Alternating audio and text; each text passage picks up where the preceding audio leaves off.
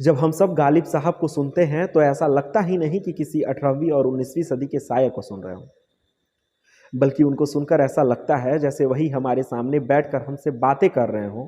और इसकी वजह है उनके लिखने की गहराइयाँ, उनकी शायरियों का ज्ञान और उनका फ़लसफ़ा अंदाज़।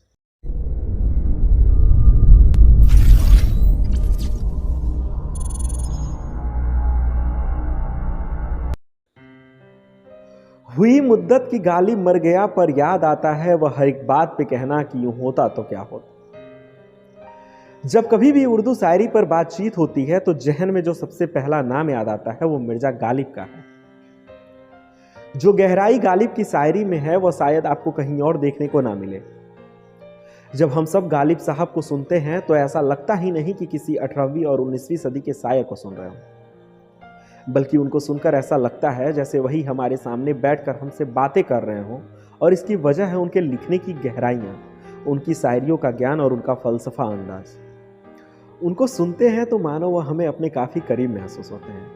मशहूर स्कॉलर राल्फ रसेल ने गालिब के बारे में लिखा है कि अगर गालिब अंग्रेजी में लिखते तो शायद वह इतिहास के सबसे महान कवि होते, और इस बात को नकार पाना हर किसी के लिए मुश्किल है। तो अब थोड़ी बहुत जान पहचान के लिए, मेरा नाम आदित्य पांडे है और आप यूपी फर्स्ट देख रहे हैं। गालिब साहब के बारे में बहुत सारी कहानियां हैं। बताया जाता है कि गालिब साहब की पूरी जिंदगी रंजो गम और मुफलिसी के आलम में गुजरी थी, और इसी ने उनकी शायरी में दर्द और फलसफा भर दिया। गालिब अपने मन के मालिक थे, वह वही करते थे जो उन्हें पसंद था। गालिब एक शेर लिखते हैं कि कर्ज की पीते थे मैं, लेकिन समझते थे कि रंग लावेगी हमारी फाका मस्ती एक दिन।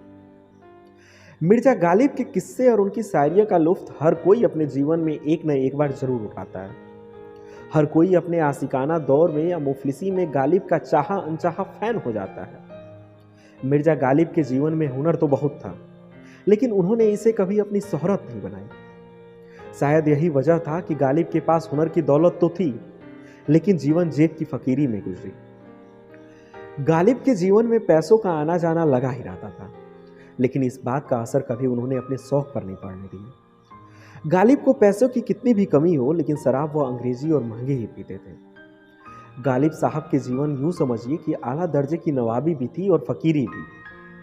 गालिब अपनी शायरी के चलते जितने बड़े शायर थे, वहीं अपनी शराब की लत की वजह से वो काफी बदनाम भी थे। गालिब का जीवन एक समय बेहद गर्दिशों में डूबा हुआ था।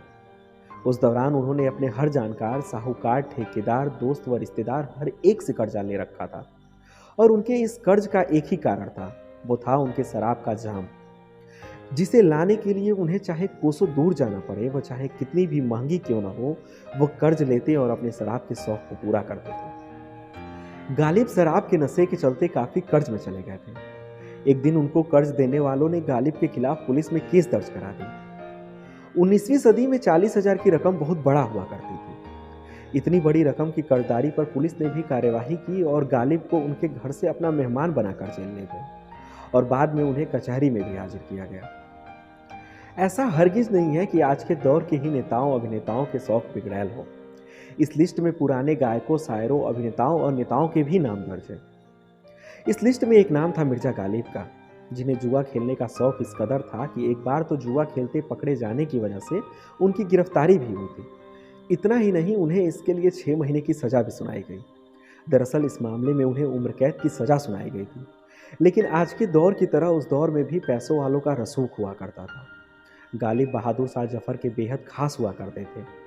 इसी कारण बादशाह बहादुर शाह जफ़र ने गालिब की सिफारिश कर उनकी उम्र कैद की सज़ा को महज 6 महीने की सज़ा में तब्दील करवा दिया था।